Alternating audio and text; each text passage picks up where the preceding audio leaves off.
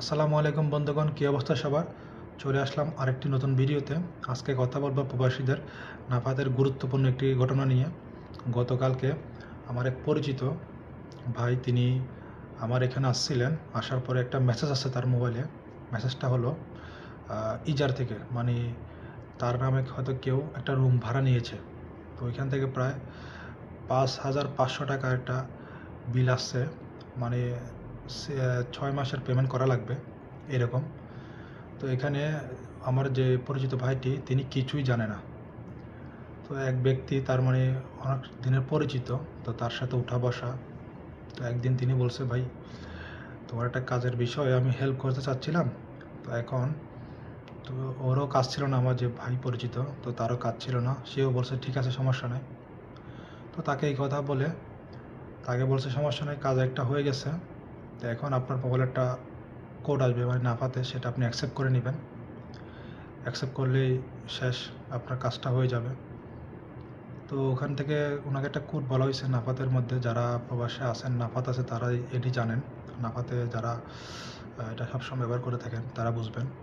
তো ওই কোডটা অ্যাকসেপ্ট করে তিনি পাসওয়ার্ড দিছে। পাসওয়ার্ড দেওয়ার পর তার মোবাইলে একটা মেসেজ আসছে ইজার থেকে। তিনি প্রথমে, আমার যে ভাইটা, উনি দেখছে যে ইজার থেকে মেসেজটা আসছিল। তো তারপর উনি এত কিছু বুঝতে পারে নাই। তো ওনাকে জিজ্ঞেস করলো এটা কিসের মেসেজ, ইজার থেকে আসলো। পরে ধাপে ধাপে আরও কতগুলো মেসেজ আসছে। তো উনি প্রথমত মনে হয় 6 মাসের টাকা দিয়ে দিছিল, যার কারণে আরও একটা মেসেজ আসছে ৫,৫০০ টাকার। তো এটা দেওয়ার পরে আপনার ওর মোবাইলে মেসেজ আসছে। তো ওটা উনি জিজ্ঞেস করছে যে কী কারণে মেসেজটা আসলো। পরে বলছে না, এটা এমনি বাস একটা সার্ভে মতো, একটা মানে জরিপ করতেছে, এই জন্য এটা আসছে, এটা কোনো সমস্যা না। তো পরে মেসেজগুলো সবগুলো ডিলিট করে দিয়েছিল যিনি আমার ভাই এটাকে একটু প্রতারিত করছে তিনি। তো প্রায় প্রায় 6 মাস চলে গেছে। এখন এই মেসেজটা আসার ফলে তিনি তো এখন চিন্তিত হয়ে গেছেন। এখন তার আকামা বানাইতে হবে, আকামার টাকাটা আছে। এখন একজনকে দেখাইছে, সেটা বলছে এটা জরিমানা অথবা এটা রুম ভাড়ার টাকা আছে, এটা আপনার দেওয়াই লাগবে। তখন সে আমার কাছে আসে, আমাকে বলে যে ভাই এমন এমন।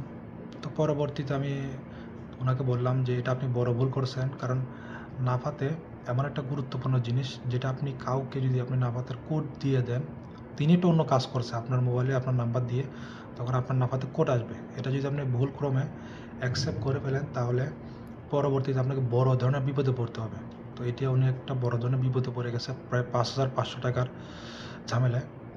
তো আমি বলবো সবাইকে, আপনারা সবাই নাফাতের কোড কখনো কাউকে দিবেন না। এটার থেকে সবাই সাবধান থাকবেন। আসসালামু আলাইকুম।